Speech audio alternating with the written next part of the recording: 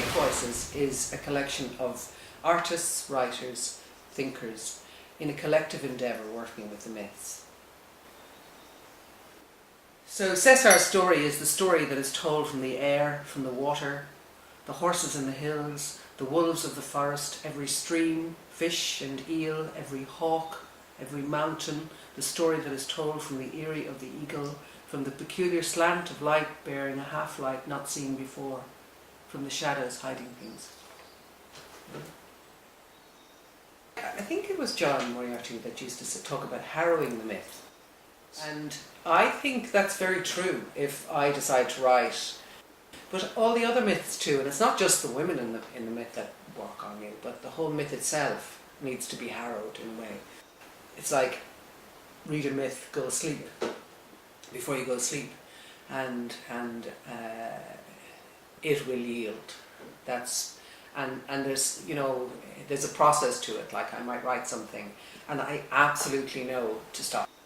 What you have are the facts of the myths. The myths are just, you know, you just get this happened and then this happened and then this happened, and there's so much room then for emotion. You know, you can feel your way in. And I would say the feminine is what you know, feminine, which is for us all, men and women, is what drives me to write the women in the myths,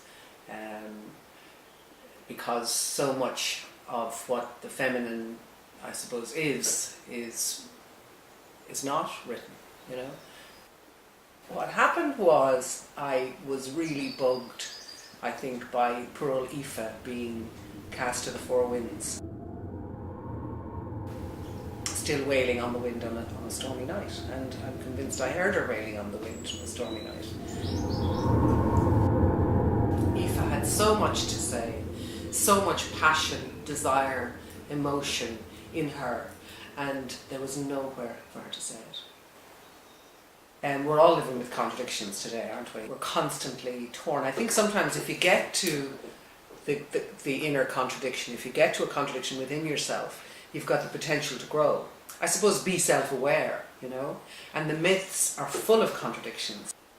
One contradiction would be the contradiction, I suppose, between wild and civilized. Macha, the goddess Macha, would be, you know, that's, I suppose, what I worked with in that myth. She is a goddess. They say she's a horse goddess, and she came into the house of a widower called Cruncu, and she just started to do for him. He came home one evening, the fire was lit, the dinner was on, and he didn't complain, you know, and she just, you know, started to take care of him. But she asked him not to tell anyone about her. She asked him to say nothing, basically, about who she really was, you know. And of course he couldn't resist boasting when he went to court. He told the king that she could beat all of his horses, you know, and the king insisted that she come and do that, if that was true. And but she was heavily pregnant with twins, and she had to run anyway, and she died giving birth and cursed the men of Ulster. Part of what I said in that retelling is that she ended up living in a pond to belong, and I think we can do that.